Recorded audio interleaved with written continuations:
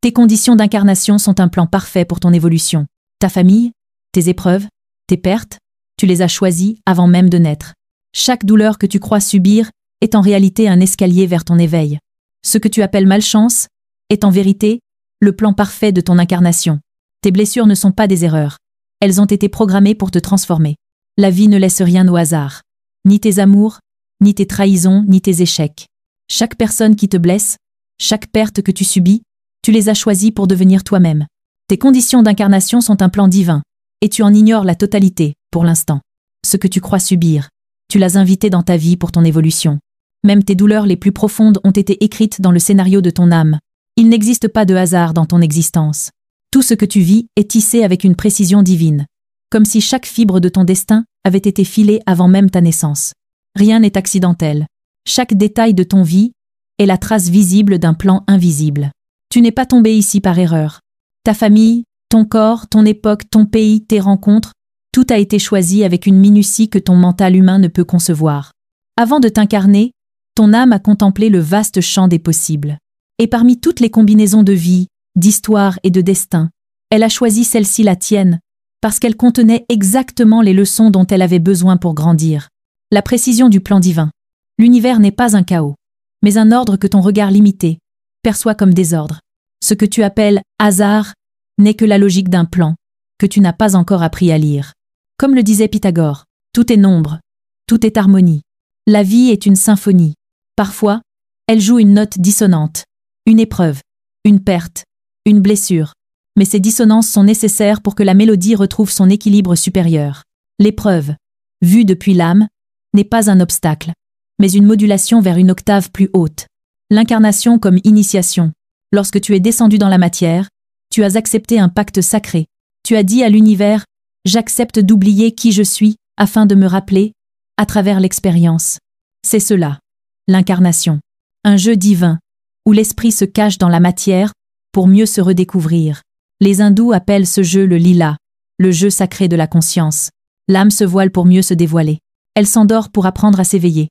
Et pour cela, elle crée des contextes précis. Une famille où elle apprendra la patience, la tolérance, ou parfois la rupture. Un corps où elle expérimentera la douleur, la limite et la beauté. Des relations qui la blesseront ou la guériront, mais toujours la sculpteront.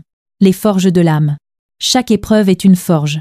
Et dans cette forge, le métal brut de ton être est soumis à la chaleur de la transformation. C'est douloureux. Oui. Mais c'est ainsi que naît la pureté. Les alchimistes le savaient. Le plomb de ton ignorance doit être transmuté en or spirituel. Hermès Trismégiste disait « Comme le feu purifie l'or, ainsi la douleur purifie l'âme. Lorsque la vie semble t'écraser, en réalité, elle te purifie. Elle t'enlève le superflu. Elle brûle les illusions, les attachements, les fausses identités, tout ce qui t'empêche d'être toi-même. Les maîtres déguisés. Les obstacles ne sont pas des ennemis. Ce sont des maîtres déguisés. Ils prennent la forme d'un collègue difficile, d'un amour qui s'éteint, d'une maladie, d'un échec, d'une trahison. Mais derrière ces masques se cachent des enseignants de lumière.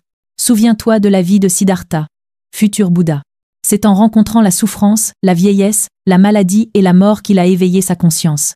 Sans la douleur, il serait resté prince, prisonnier d'un palais doré. Grâce à elle, il est devenu éveillé. Ainsi, chaque perte dans ta vie t'arrache à ton propre palais doré. Elle t'oblige à chercher la paix ailleurs, non plus à l'extérieur, mais en toi. La résistance et la douleur. La douleur n'est pas l'ennemi. Ce qui te fait souffrir, c'est ta résistance à la transformation. C'est ton refus de lâcher ce que la vie veut faire mourir en toi. Carl Jung disait « Ce à quoi tu résistes persiste. Plus tu luttes contre le courant, plus tu t'épuises. Mais si tu t'abandonnes à la rivière, elle te portera là où tu dois aller.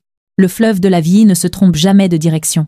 Il connaît l'océan où ton être aspire à retourner. Le karma est la loi vibratoire. Ce plan précis que tu vis est régi par une loi subtile, la loi d'affinité vibratoire. Tu attires ce que tu es, non pas ce que tu veux, mais ce que tu vibres. Les situations, les personnes et les événements résonnent avec ton état intérieur. C'est ce que les sages de toute tradition ont compris. Les bouddhistes l'appellent le karma, les chrétiens la semence et la moisson, les hermétistes la correspondance, les taoïstes l'équilibre du yin et du yang. Tout répond à la vibration que tu émets. Si tu changes ton état intérieur, tu changes ta réalité.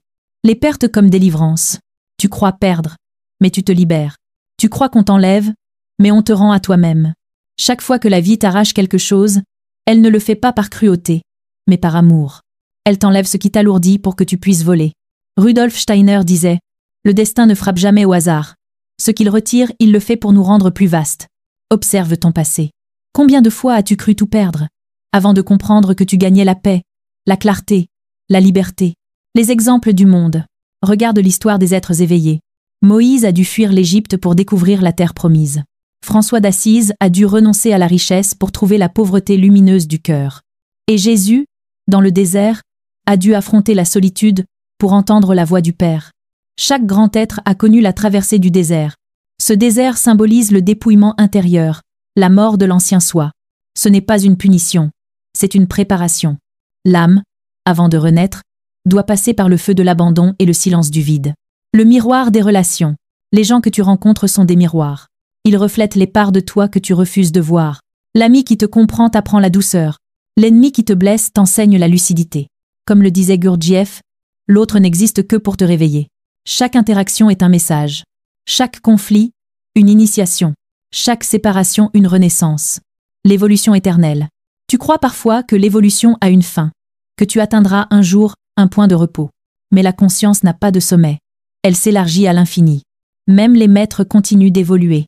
Car l'évolution n'est pas une échelle verticale, c'est une spirale infinie. Chaque cycle te ramène sur des expériences semblables, mais à un niveau supérieur. Ce que tu croyais avoir compris revient, mais avec une lumière nouvelle.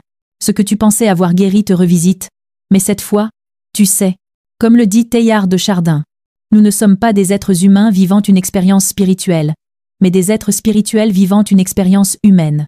La mort de l'ancien soi, tout ce qui n'est plus en accord avec ton âme doit mourir. Pas comme une fin tragique, mais comme une mue naturelle. L'arbre ne pleure pas la feuille qui tombe. Il sait que c'est ainsi qu'il se renouvelle. De même, la chenille ne résiste pas à sa dissolution. Elle s'y abandonne pour devenir papillon. Tu perds ce qui te freine, tu gagnes ce qui t'élève. Tu perds l'ancien toi. Tu nais à l'être que tu es venu incarner. La responsabilité sacrée. Lorsque tu comprends cela, tu cesses d'accuser la vie, les autres, le destin. Tu prends conscience que tout ce qui t'arrive a été choisi par toi, pour toi. Non pas par ton ego, mais par ton âme. C'est cela, la responsabilité spirituelle. Non pas se blâmer, mais se réveiller. Non pas se punir, mais se rappeler. Tu comprends alors que la vie ne t'écrase pas.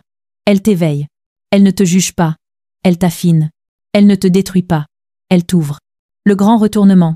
Quand cette conscience s'installe, tout change. Les mêmes événements prennent une autre saveur. Tu cesses de dire « Pourquoi cela m'arrive-t-il » et tu commences à dire « Que cherche-t-on à m'enseigner » Chaque larme devient une prière. Chaque obstacle, un tremplin. Chaque chute, un rappel. Comme le disait Lao Tse, le sage ne lutte pas contre le courant. Il s'y abandonne, et ainsi, il le dépasse. L'âme est la lumière. L'âme est comme le soleil. Elle brille sans effort. Mais les nuages de l'ego t'empêchent parfois d'en sentir la chaleur. Les épreuves sont ces vents qui dissipent les nuages. Elles ne font pas disparaître le soleil. Elles te le révèlent. Chaque fois que tu traverses la nuit, rappelle-toi que la lumière n'a jamais cessé d'exister, elle était simplement voilée. L'ultime compréhension. Ta vie n'est pas une erreur, mais une école. Ton incarnation n'est pas une prison, mais un temple. Et chaque pierre de ce temple, tes douleurs, tes joies, tes échecs, tes amours, participent à la même œuvre, ta divinisation. Tu es à la fois l'élève, la leçon et le maître. Et tout ce que tu vis, tu l'as choisi pour te rappeler cela.